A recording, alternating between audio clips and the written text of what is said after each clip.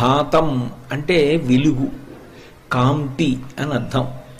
ఏ కాంతి అంటే లౌకికంగా మనం వెలిగించినటువంటి దీపము వలన వచ్చినటువంటి కాంతి అని కాదు. జగచ్చక్షువు అని లోకమునకంతటికీ కూడా కాంతినివ్వగలిగినటువంటి వాడు సూర్య భగవానుడు. ఆ సూర్యోదయం ఎప్పుడవుతుందో అప్పుడు విస్తారమైనటువంటి కాంతి ప్రసరిస్తుంది. అటువంటి కాంతి ప్రసరణం అవడానికి 88 నిమిషముల ముందు ఉన్నటువంటి కాలం ఏదో దాన్ని ప్రభాతం అంటారు. అంటే ముందున్నది అని అర్థం. దోషం అంటే చీకటి అని ఒక అర్థం. ప్రదోషం అంటే చీకటి పడడానికి ముందున్నటువంటి కాలం, దానినే ప్రదోష వేళ, అసుర సంధ్య, ఉత్తర సంధ్య అని పిలుస్తూ ఉంటారు. అలాగే భాతంనకు ముందు ఉన్నటువంటి కాలం ఏదున్నదో అది ప్రభాతం. అంటే సూర్యోదయం ఎప్పుడు జరుగుతుందో అక్కడ నుంచి 88 నిమిషాలు ముందుకి లెక్క పెట్టుకోవాలి. ఆ 88 నిమిషముల కాలము కూడా ప్రకృతి అంతా కూడా పూర్తిగా భగవత్ శక్తి చేత నిండిపోయి ఉంటుంది. అందుకే దాన్ని బ్రాహ్మీ ముహూర్తము అని పిలుస్తూ ఉంటారు. బ్రాహ్మీ అంటే సరస్వతీదేవి అని ఒక అర్థం. సరస్వతీదేవి యొక్క అనుగ్రహ ప్రసరణము జరిగినటువంటి కాలము కనుక అది పరమ ప్రశాంతమై ధ్యానమునకు మనసు సత్వగుణంతో నిండి ఉండడానికి, కృతజ్ఞతావిష్కారానికి, ఉద్వేగం పొందకుండా ఉండడానికి తగినటువంటి కాలం.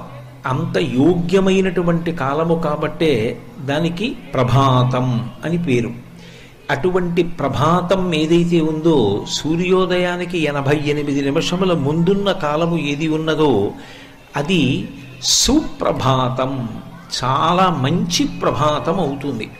ఎందుచేత మంచి ప్రభాతం అవుతుంది అంటే కొత్తగా మనం చేసినటువంటి కారణముల చేత కాదు.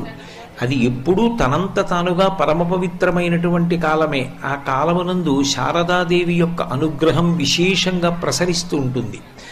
అందుకే పూర్వం తెల్లవారుజామున లేచి చదువుకోండి, ఆ కాలంలో చదువుకున్నటువంటి చదువు బాగా జ్ఞాపకం ఉంటుంది అంటుండేవారు. అయితే సుప్రభాతం అది ఎప్పుడు మంచి ప్రభాతం అవుతుంది అంటే ఆ కాలమునందు నిద్ర లేవడం అనేటటువంటిది ఒక గొప్ప అలవాటు. అందుకే ఆదిత్య హృదయంలో ఒక నామం ఉంటుంది, కృతఘ్నఘ్నాయ దేవాయ జ్యోతిషాం పతయే నమః అని. కృతఘ్నుడు ఎవరు అంటే జగచ్చక్షువు, 3 మూర్తుల యొక్క సమాహార స్వరూపమైనటువంటి సూర్య భగవానుడు ఉదయించడానికి పూర్వమే నిద్రలేచి కాలకృత్యములు తీర్చుకొని స్నానాదులను పూర్తి చేసుకుని భగవంతుణ్ణి ఆహ్వానించడానికి సిద్ధపడకుండా తమోగుణ భూయిష్టమైనటువంటి నిద్రయందు ఉన్నటువంటి వాడెవరో వాడు కృతఘ్నుడు. ఈశ్వరుడు వచ్చేశాడు, కానీ ఈయన మాత్రం నిద్రలేచి ఆయనకి స్వాగతం పలకడానికి సిద్ధంగా లేడు. అది కృతఘ్నత కనుక కృతఘ్నఘ్నాయ దేవాయ, అటువంటి కృతఘ్నుడైన వాడెవరున్నాడో వాడిని శిక్షించేటటువంటి లక్షణము కలిగినటువంటి వాడు సూర్య భగవానుడు అని. అటువంటి సూర్య భగవానుని యొక్క ఉదయమునకు పూర్వము నిద్ర లేవడం ఒక గొప్ప అలవాటు. అసలు సుప్రభాతం చదవడం, సుప్రభాతాన్ని అనుసంధానం చేసుకోవడం, ఆ సమయంలో భగవత్ సంబంధమైనటువంటి ఆలోచనలు మనసు యందు నింపుకోవడం తరువాతి మాట. అసలు సూర్యోదయాత్ పూర్వం నిద్ర లేవగలగడం అనేటటువంటిది ఒక గొప్ప అలవాటు. వాల్మీకి రామాయణంలో రావణాసురుడు తప్పు చేస్తే తప్పు అంటారు, ఒప్పు చేస్తే ఒప్పు అంటారు. ప్రభాత కాలమునందు రావణాసురుడు నిద్రలేస్తే వాల్మీకి మహర్షి అంతటి వారు దానిని మంచి అలవాటుగానే పేర్కొన్నారు. నిద్ర లేవగానే పరకాంతను గురించి కామంతో స్మరిస్తే అది దుర్మార్గపుట ఆలోచన. ఆ కాలమునందు భగవత్ సంబంధమైన ఆలోచన మాత్రమే మనస్సునందు నిలబడాలి. ఎప్పుడైనా సరే మనిషికి అభ్యున్నతినివ్వగలిగినది, మనసుని ప్రశాంతంగా ఉంచగలిగినది ఏది అంటే భగవంతుని యొక్క ఆలోచన ఒక్కటే. ఎందుకని అంటే కరిగేటట్టుగా చెయ్యగలిగేటటువంటి లక్షణం ఎక్కడుంటుందో అదే భగవంతుని యొక్క మూర్తి. పంచదార నీళ్లలో కలిపాననుకోండి, కొంతసేపు అయిన తరువాత ఇక పంచదార తన అస్తిత్వాన్ని పొంది ఉండదు. అది నీటిలో కరిగిపోయి పంచదారలోని తీపి నీటిలోకి వెళ్ళిపోతుంది. ఒక ఉప్పు బొమ్మ సముద్రపు లోతు నేను తెలుసుకుంటానని సముద్రంలోకి ప్రయాణం చేసింది అనుకోండి, సముద్రపు లోతెంతో కనుక్కుని వచ్చి చెప్పడానికి ఇక ఉప్పు బొమ్మ ఉండదు, ఉప్పు బొమ్మ సముద్రంలో కరిగిపోతుంది. అలాగే భగవంతుని గురించినటువంటి చింతన ఏం చేస్తుంది అంటే భగవంతుని యందు ఐక్యమైపోవడానికి కారణమవుతుంది. అలా భగవంతుని గురించి చింతన చెయ్యడానికి పరమయోగ్యమైనటువంటి కాలం ఏది అంటే ప్రభాత కాలం. అప్పుడు సాధన ప్రారంభం చేస్తే, ఆయన గురించి ఆలోచించడం అన్నది ప్రారంభం చేస్తే క్రమక్రమంగా ఉపాసన బలపడుతుంది. బలపడి జీవితంలో ముందుకు వెళ్ళడానికి అవకాశం కలుగుతుంది. పైగా బ్రాహ్మీ ముహూర్త సమయమునందు ఏ ఆలోచనతో ఉంటాడో ఆ ఆలోచన మనసు ఉద్విగ్నత పొందకుండా ప్రశాంతంగా ఉండేటట్టు చేస్తుంది. ప్రశాంతమైనటువంటి మనసు నుండి ప్రశాంతమైన ఆలోచనలు, సరి అయినటువంటి నిర్ణయములు, సరి అయిన నిర్ణయముల వలన సరి అయిన కార్యములు రూపుదాల్చి తాను అభ్యున్నతిని పొందుతాడు, సమాజము అభ్యున్నతిని పొందుతుంది. అందుకే సుప్రభాతమునకు విశేషమైనటువంటి ప్రాధాన్యత ఏర్పడింది. అయితే సుప్రభాత పఠనం, పఠనం అంటే చదవడం, సుప్రభాత గానము అంటే పాడడం, లేదు ఆ సమయమునందు భగవత్ చింతనము, భగవంతుని గురించి ఒకసారి ఆలోచించడం. నిజానికి సుప్రభాతం ఎక్కడ మొదలవుతుంది అంటే భగవంతుని గురించి ఆలోచించడంతో మొదలవుతుంది. ఎందుకనంటే మీరు ఒకటి బాగా ఆలోచించండి. నేను ఇప్పుడు ఇక్కడ ప్రవచనం చేస్తున్నాను అనుకోండి, ఈ ప్రవచనం చేయడానికి ముందు ఏ విషయం మీద మనం వెళ్ళి ప్రవచనం చేస్తే బాగుంటుంది అని ఒక చింతన ఉంటుంది. ఈ విషయం మీద మాట్లాడితే బాగుంటుందేమో అని ఒక నిర్ణయం ముందు మనస్సులో సంకల్పంగా రావాలి.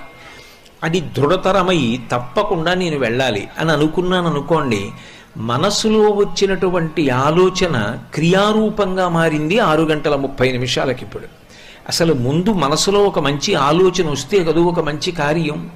మంచి ఆలోచన రానప్పుడు అది మంచి కార్యంగా ఎలా మారుతుంది? మారదు. మనసులో దుష్టమైన సంకల్పములు వస్తే దుష్టమైన కార్యములే చేస్తాడు, మంచి సంకల్పములు వస్తే మంచి కార్యములు చేస్తాడు. అందుకే సుప్రభాతమునకు ప్రారంభం ఎక్కడుంటుంది అంటే స్మరణ యందు ఉంటుంది. స్మరణము శరీరమునందున్నటువంటి మిగిలిన ఏ అవయవమునకు కానీ సూక్ష్మ శరీరంలో ఇతరమైనటువంటి ఉపకరణములకు కానీ చెందినది కాదు. స్మరణము ఒక్క మనసు మాత్రమే చేస్తుంది. స్మరణ అంటే జ్ఞాపకానికి తీసుకురావడం, ఒకసారి గుర్తు చేసుకోవడం. ఆ గుర్తు చేసుకోగలిగినటువంటి లక్షణం ఎవరికి ఉంటుంది అంటే ఒక్క మనస్సుకే ఉంటుంది. అందుకే పైకి ఏమీ చదవకపోవచ్చు, పైకి ఏమీ పాడకపోవచ్చు, కానీ చింతనము తంతు అంటారు. తంతువు అంటే దూది పట్టుకుని సాగతీస్తే తీగ కింద ఎలా వెడుతుందో అలా చింతనము కొనసాగినా కూడా సుప్రభాతమే కాదు. భగవంతుని గురించినటువంటి ఆలోచన ఒక పద్ధతిలో వెళ్ళడం కోసమని మహాత్ములైనటువంటి వారు సుప్రభాత రచన చేస్తారు. ఒక్కొక్క దేవాలయంలో ఒక్కొక్క రకమైనటువంటి సుప్రభాతాన్ని గానం చేస్తారు. ఆ సుప్రభాతాన్ని బట్టి ఆ క్షేత్రమునందు ఉన్నటువంటి స్వామి వైభవాన్ని స్మరణకి తెచ్చుకొని మనసుకి ఆలంబనం ఇస్తారు. ఆలంబనము అంటే ఆధారము అని. ఓ పసిపిల్లవాడు ఉన్నాడు అనుకోండి, వాడికి మీరు ఏ వస్తువు ఇవ్వలేదనుకోండి, వాడు ప్రమాదకరమైనటువంటి వస్తువు కూడా ముట్టుకుంటాడు. మీరు ఒక క్షేమకరమైన వస్తువు పట్టుకెళ్ళి పిల్లాడికి ఇచ్చారనుకోండి, వాడికి ఓ వంకాయ ఇచ్చారనుకోండి, వాడు దాంతో ఆడుకుంటాడు. మీరు ఇవ్వలేదనుకోండి, వాడు కత్తి పట్టుకుని ఆడుకుంటాడు. ఆఖరికి వాడికి ప్రమాదం తెచ్చుకుంటాడు. పసిపిల్లవాడిలా ఉంటుంది మనస్సు. దానికి ఆలంబనం ఇవ్వాలి, ఏదో ఒక వస్తువుని అందించాలి. అందిస్తే దాన్ని పట్టుకుంటుంది, పట్టుకుని ఆలోచిస్తుంది. అది దానికి ఉన్న అలవాటు.